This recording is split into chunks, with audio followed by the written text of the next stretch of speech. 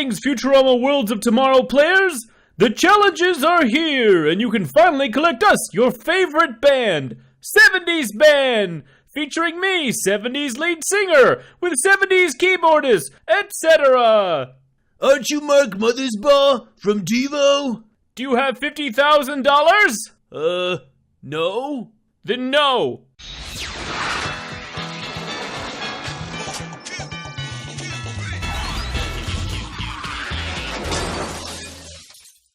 Hey guys, it's WillBits! The next challenge for the Omicron Invasion Event has started, and I want to talk about it. I didn't really address the previous one, and at this point it's clear that they have a general pattern to them. Alright, just to go over things really quickly, there are 3 tasks you'll have to handle sometime within 48 hours of the next time you personally log in. My timer's just started. It says 1 day, 23 hours. It rounds up, it's 48 hours. If you logged in before watching this video, then subtract how many hours ago that was, or just look at the thing, it tells you. You have to have Malfunctioning Eddie unlocked by now, or get him very, very soon, or you're out of luck with this challenge, just straight away. But all you need is to get Eddie, have him up to level 8, which is pretty easy if you've got him. Why does no one visit me in my home? You have to send Hattie off on her play with cats task. It takes 8 hours. Just set her to do that before you go to bed. Pretty easy. And then you have to defeat 4 Omicronian ships. This is a hair easier than last week's challenge by exactly 1 thing to defeat. Last week, you had to defeat 5 Omicron guards. Each guard taking about 6 hours to defeat means that you had to spend up to 30 man-hours total taking them down over a 48-hour period. If you only had Bachelor Fry, you could do this, but with not very much margin for error. If you had a second character, Hattie or Lee Waterfall Jr., it was pretty easy and could be done in less than a day. If you had all 3, it was incredibly trivial to get that many guards. Super easy. The same is mostly true this week. Malfunctioning Eddie has a bit more margin for error since he only has to do 24 hours of labor over the next 48 if he's your only guy. If you don't have Eddie, you basically have to either unlock him today, or if you get him tomorrow, you can't complete this event unless you also have Destructor to pick up his slack. And for these decorations, that expense may not be worth it. The reward this week is Purple 70s Guitarist. What? Blue Keyboardist wasn't a distinguishing enough feature? That's Colorist! It's pretty clear at this point that we are assembling the band Devo. With most likely Mark Mothersbaugh being our meta achievement if you collect all 4 of his devolved ensemble. If you missed last week's event, you most likely can't get him at all. But don't worry about that too much. All 4 of these musicians are definitely just animated decorations. It's possible that the grand prize, Mark, will be an actual playable character, but personally, I doubt it. For one reason, and one reason alone: licensing. You'll notice, very conspicuously, this mutant band is being referred to as 70s Band, 70s keyboardist, 70s guitarist. And they don't say the name Devo anywhere in any way. Essentially, TinyCo has rights to all the characters and designs that were used in Futurama, and thus the band's mutant likenesses are fair game. However, to use the logos, music, or actual names of members of Devo, they'd probably have to buy those rights separately.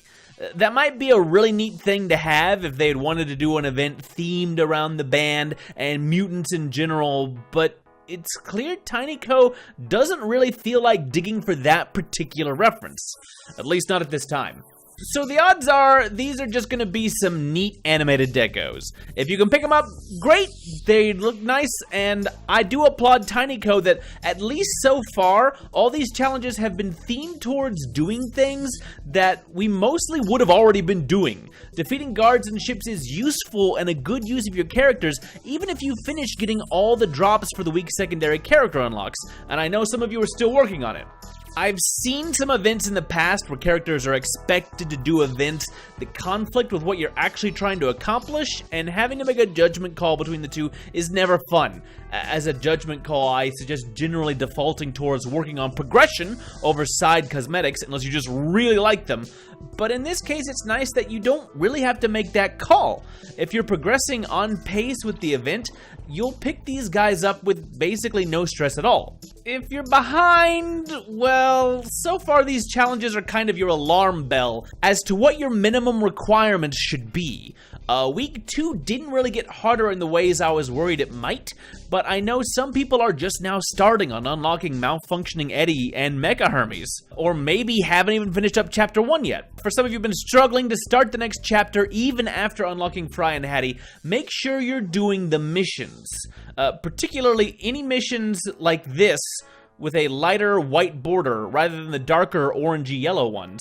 Those darker ones are mostly optional, but the light ones are actually required to progress in the event story. Don't skip them.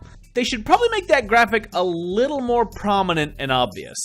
If you're far enough behind that you're just now starting on this week's stuff, you're not out of the running for picking up everything yet, but if your pace is that slow, the odds are good that you're probably gonna miss whatever this month's grand prize is.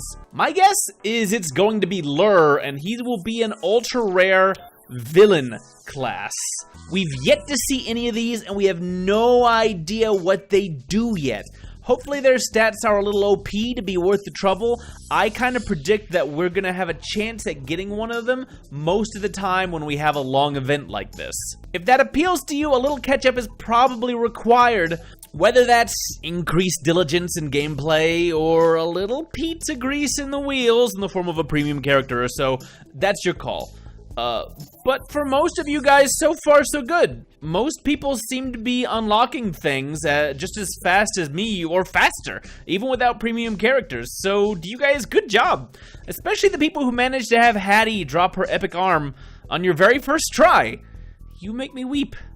You make me weep the sad tears. Personally, I am still one robot claw away from getting Mecha Hermes. With any luck, I should have him maybe tonight? Certainly by tomorrow morning. Or else I will again have the sad tears. Just as a side note, the space missions have been severely nerfed, especially Cease and Resist, the third mission from last week. If you've been shying away from those, they no longer decimate max level teams. So it's nice to know that that over-tuning wasn't on purpose, or they've at least changed their minds about it. You can clear everything pretty well now with a team in roughly their early 20s.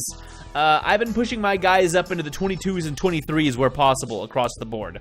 You'll need to get Eddie up to at least level 8 just for this challenged. I pushed mine up to level 20 just for the ease of running Omicron Mothership map number 6, Head Palpitations. You'll notice, as some of you have probably already stepped into, it does have a level 20 delivery boy gate. And I have the resources to just plow through that with what, for me, is an optimal team. I don't really recommend that path if you're on a budget and find yourself really struggling to level up characters. You can just leave Eddie at level 8, or even level 12 if you just want him at the minimum requirements. Just bring along a second delivery boy. Fry or Leg Mutant, if you've got them, are pretty good choices to have at high level, and you're going to be using those guys for a long time. You have to bring along Bender to start it on, so it's a good idea to have him at level 21 just so he can get through the robot gate. And then you have to have a scientist at least level 22 to get through this hardest path. It's pretty tough, and if you can't do it, don't really stress about it. It's just for a little extra pizza. But that is a lot of free pizza to scoop up, and if you can get a team of these guys through this gauntlet, it's going to be especially nice if you're behind in progress, as that pizza can go a long way to getting you across the last bits of that finish line. Some of you may notice that my pizza is once again back up above 10,000, despite having bought premiums. Just to get ahead of that, I'm not cheating, I haven't bought any more pizza, but I have been playing the games that give you offers over in the pizza billboard, so that I can suffer right along with you guys. And I've been suffering to play some of these games. I might do a video on just these if you guys are interested in my suffering. How could you? But okay, that's it for now. There's not a whole lot to say about an easy challenge. Either you're far enough in the event to knock this out, or you aren't. There's no real strategy to, do you have this character? Yes, no.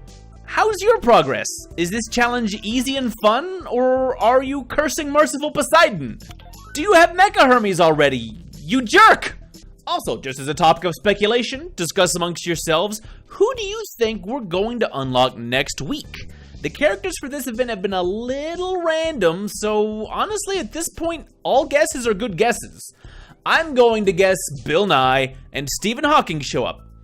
Because if I keep guessing it, I have to be right eventually. Unless I never am.